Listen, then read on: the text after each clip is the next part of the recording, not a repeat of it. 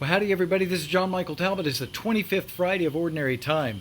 And today, in Luke's Gospel, we have Peter's profession of faith. They're in solitude. Isn't that interesting that Jesus often went into solitude? So he did these powerful ministries, but he was always, Mark's Gospel says he often withdrew to deserted places to pray. The word deserted places is eremos in Greek. It's where we get the word hermit. So he was off in solitude and silence. So we too have to withdraw. To be powerful in ministry, we have to go into solitude. And it's there that he says, who do the crowd say that I am? And who do you say that I am?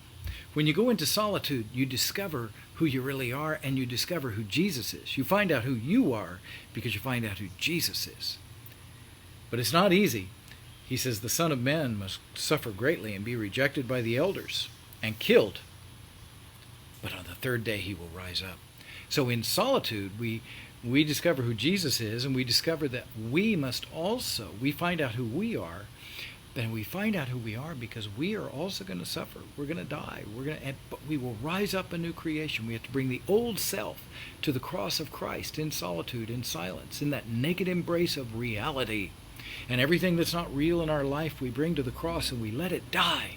And when you let it die, now you're raised up, you're born again, and you become who God originally intended you to be. That's what Jesus does for each one of us.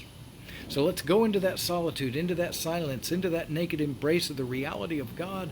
Let's bring all that is not real in ourselves, all that is fake, all that is transitional, all that is temporary. Let it die. And then, through the cross of Christ and that which he created us to be in the first place, we'll rise up, we'll be born again, and we'll be made new, and you'll never be the same. I love you guys so much. That's my prayer for you. All things are possible with God.